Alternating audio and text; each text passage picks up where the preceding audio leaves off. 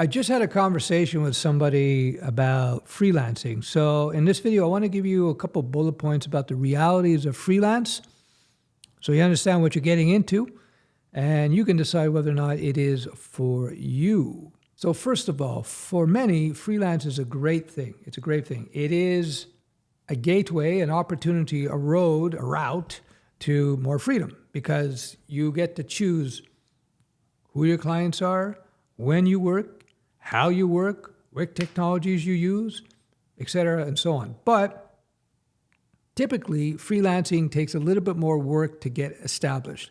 I've had people come to me where they want to get into freelance and they don't know anything. They don't know how to code. They don't have any sales skills.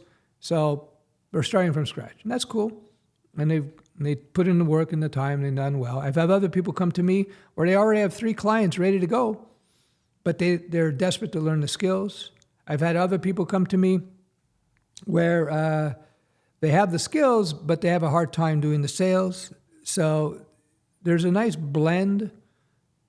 Well, a specific blend would be a better way of putting it. There's a specific blend of skills that is required if you get into freelance. So you have to have, of course, the technical skills. You have to be able to build things. You have to be able to write code, whether you're doing web or mobile. It's mostly going to be web, by the way. You have to have good skills in terms of self-discipline, being able to set your schedule, to be able to get the work done on time. You also have to have good project management skills. Now, project management, if you're coming from a big organization, you're looking at freelance, when you're doing project management for small project, small business, it's a very different game than project management for big, huge projects. But you have to have project management skills. You also have to have good management skills in terms of the clients. You have to make sure that you establish a proper relationship with the clients. You have to be sure that everybody understands how the project is going to roll out, so on and so forth. The success or failure of the project, I would argue, has actually more to do with how you manage client expectations more than anything else. So that's key.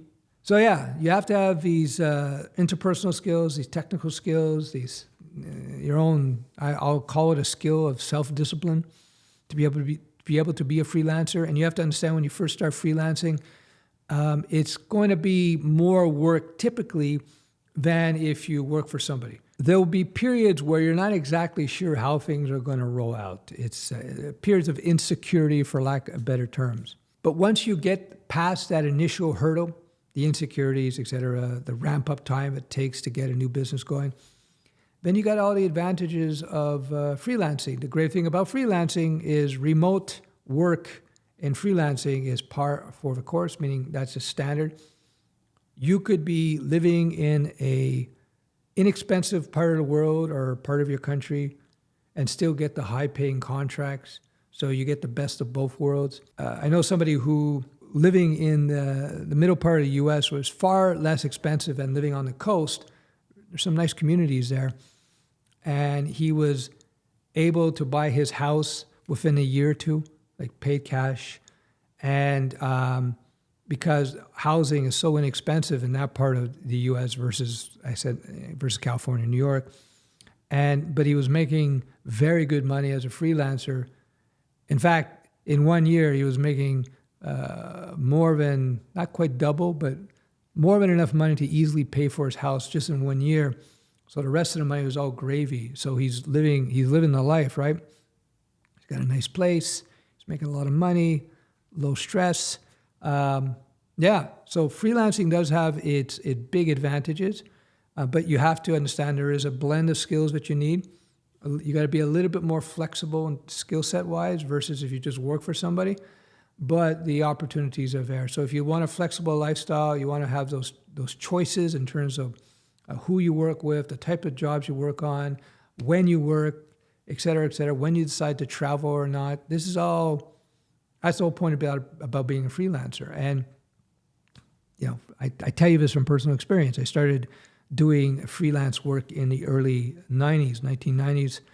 And so the progression for me was I had my own business, non-tech, learned tech to facilitate the processes in my business. And then I started freelancing. And then eventually I started building my own SaaS software. So yeah, it worked out pretty good. So anyway, I hope that's helpful. If you're interested in freelancing, I recommend you check into it. Don't worry, it can be daunting at first, but it's very doable. There you go. My name is Steph. Some people call me Uncle Steph. I do have a mentoring program. I teach people everything they need to know about being developers, how to freelance, how to start a business, and so much more. All right, thanks for watching.